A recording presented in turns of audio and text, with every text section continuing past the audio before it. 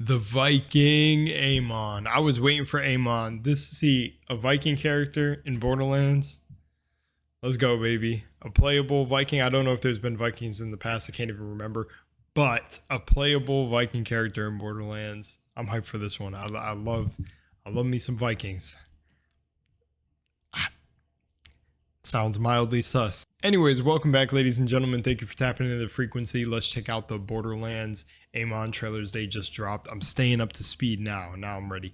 I was already going to pay attention to Borderlands or catch up. I wanted everything to start releasing and then to jump in and see everything that was released before the game dropped, just to see what everyone's saying and videos that have already been done and blah, blah, blah. But from the majority of everyone, hearing things left and right, it sounded like there's a lot of hope and faith for this game. From the trailers I've seen, it's looking really good.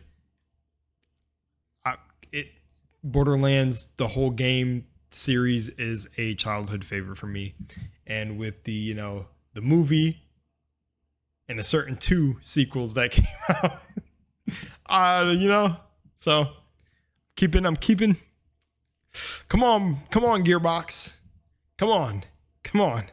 It's a new age. Usher in a new age. Don't let this one kill the entire series. All right, let's hop in, guys.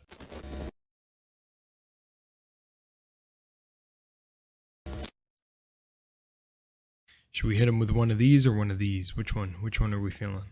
I'm kind of feeling this one. What I want to say first is, it would be very funny, but it also wouldn't be funny because the amount of work that developers put into video games. Trust me, I respect that all day long, but it would just be crazy if all this marketing and stuff and then the game is actually ass. That would be crazy. What a reality to be in that one. I'm definitely, but just FYI, I'm for this game doing game of the year numbers. This series is near and dear to my heart. I met one of my closest friends in the past through this game, and yeah, man, I don't know, just a lot of memories with just having so much fun in this and just, getting home from school and gaming on this, man. That and Skyrim. Oh man, the game's back, man. The game's from years ago, man. So I've really been keeping faith that a lot of passion is coming back to the game industry, and, the things that go on in the shadows and behind the scenes in these companies and whatever was going on, and the politics in gaming is just let's get back to fun games, fun escapism. Let's get, some passion projects. That's why I said the indie game developers were going to save the industry and kick ass, and, but a AAA title, well, Baldur's Gate, but, I'm talking about we need these AAA games to start slapping again. But if not, we got the passionate smaller teams in the indie, the indie sphere that will definitely get a lot of love. All right, let's do this.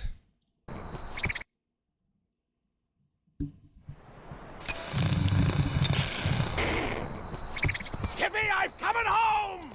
Ooh. I want it! I want it! I want it! I want it! Rejection! I soar upon metal wings! Why will nobody play with me? Then fight me! Yo, these... More power for the slaughter! Freeze and perish! My end will be loud and red.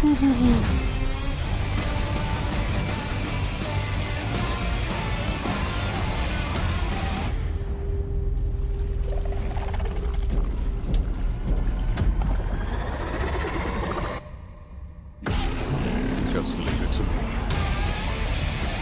This is very awesome.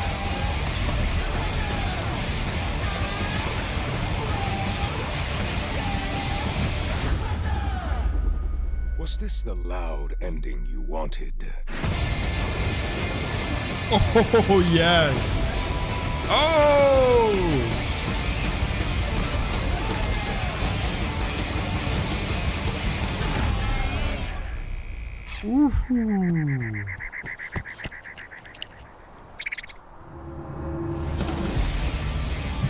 Break free, bro.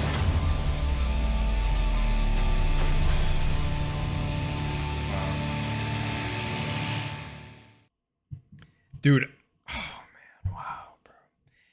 It seems like from Rafa to Amon, they definitely got this like melee centric focus going on for this game. Like I heard there was throwing knives and everything too, that was a focus. Like from some of the people I was watching play the, you know, early build of the, or not the early build, but what the early build, what, no, like what is it, pre-release? I don't know. You know, when they fly them out or they fly out and they invite you to come to whatever. You know what I'm saying? I've seen people talking about throwing knives and stuff. So we got Crucible, these dual axes. We got, man, dude, it looks like a storm axe, everything, man. We got like Thor's son in here wielding, I forgot, what is it called? Is it called Mjolnir? Did the axe have a name? I'm letting Norse, I'm sorry, I'm just so captivated. I'm getting literally lost in the trailer again. I got it. Come on. I've been doing this for a long time. Come on, let's talk about some stuff. So we got Onslaughter, Fists of Fury, which seems like this like chaining into just flaming lava punches and stuff, man. I can't wait to really see like a little bit of their backstory, or their backstories are probably on the website, so I might read up on their stuff. Dude, I love the design of the one eye like this.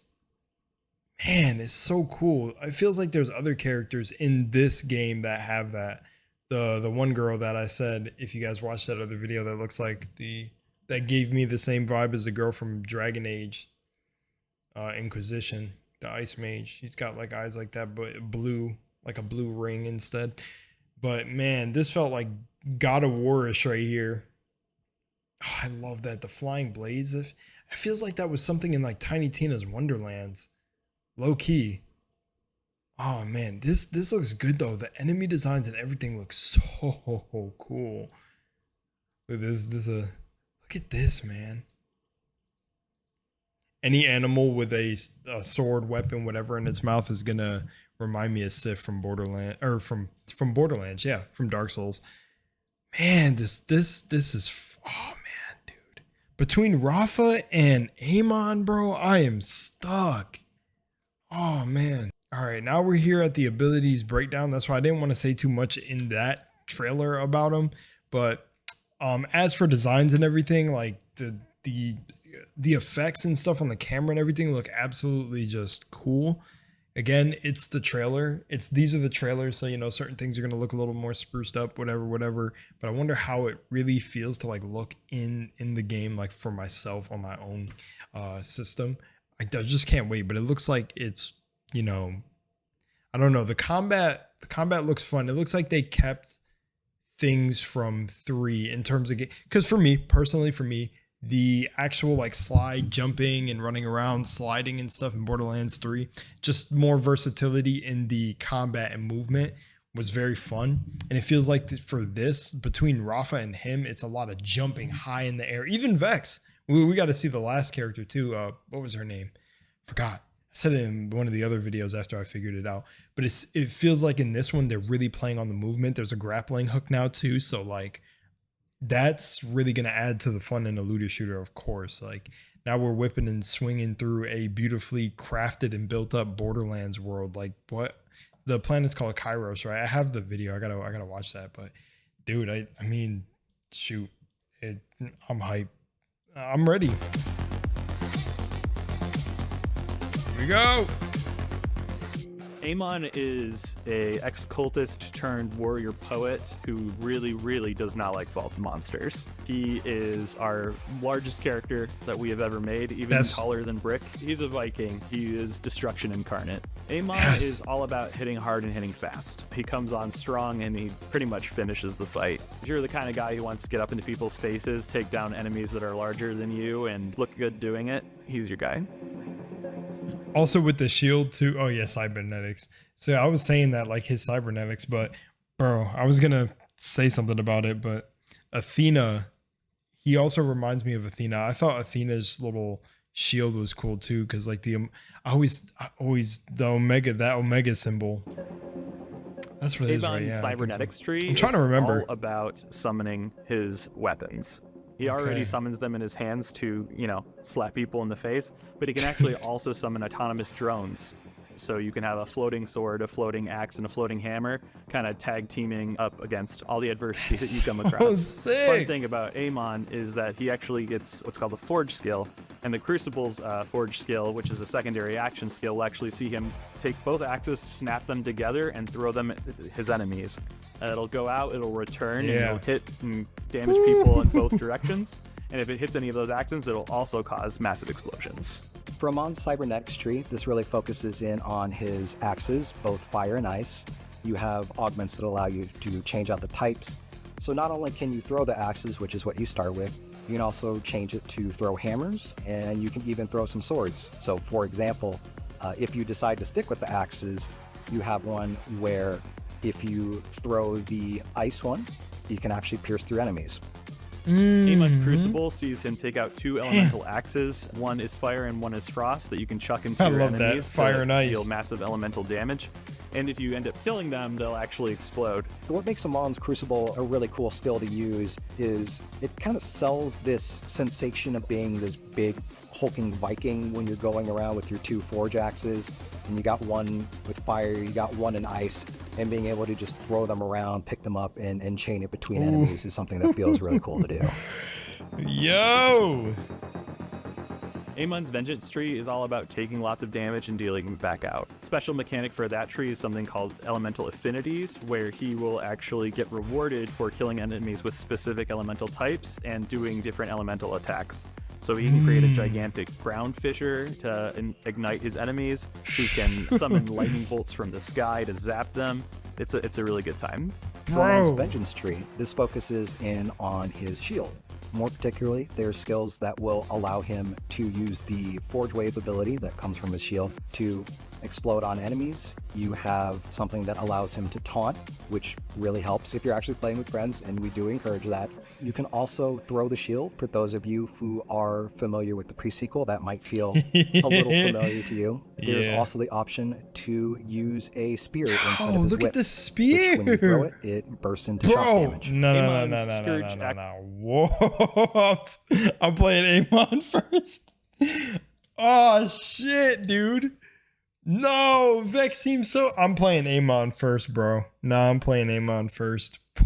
Action skill sees him take out a gigantic shield to absorb lots of damage, which will then actually transform into a elemental whip where he can take that energy and toss it back at his enemies. The Forge skill that is associated with Scourge is actually called Firewall, which, as the name might imply, makes a giant wall of fire that will deal damage to enemies who pass through it, block projectiles that are coming in, and buff your projectiles Does that go through? What makes this one particularly badass is the sensation of becoming a tank. You get to whip out a shield and also a literal whip. So you get to sit there and just soak up damage either for yourself to give yourself some breathing room, or when you're playing with friends, get in the mix and drag the attention to yourself. Man! Bro, Amon sounds insanely fun, bro. Calamity Tree is all about bringing the fight to enemies. Empower your fist in so many different ways that I think players are really going to enjoy. The main mechanic is to actually cause weakness to your enemies, which makes them deal significantly less damage and take a little bit more damage. Cool. And there's specific ways in that tree to make those that you have inflicted weakness upon explode, and it's pretty nice. For Amon's Calamity Tree, one of the options for this allows you to really up your durability. This particular augment will allow you to buff yourself back up in order to stay in the fight a lot longer. You have the option for the Rocket Punch to change its elements to suit your particular needs. You even have the option to allow the punch to have its own follow-ups in order to actually execute enemies that are below a certain health threshold, which I'm personally always a fan of those kind of things. And also has the option to prime enemies, which is a thing that's unique to Amon, which allows him to detonate enemies under specific conditions. Amon's skill Onslaughter gives him an empowered fist to punch his enemies and dash across the battlefield. You can use it over and over, and you can use it while you're mixing it up with your guns to get into close range with like a shotgun, so you can do a 1-2 punch. The associated forge skill with Onslaughter is called Molten Slam, where you see Amon take out a gigantic hammer and just slam it to the ground, causing pretty much elemental devastation all around it. This one is particularly badass because you get this nice, big, meaty, like fire hammer. Whenever you just get that wind up and that big explosion that happens afterwards once you slam it down is a really satisfying feeling. But also you do get a cool rocket punch as well. Like you do get a couple little things in there, so that's always fun too. I call an iron answer. Bro!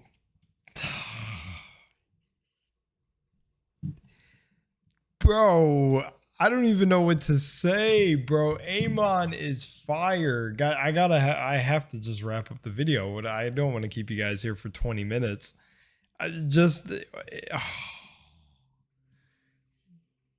Bro, Amon sounds so fucking cool, bro. Bro, Amon sounds like, bro, I'm really hoping.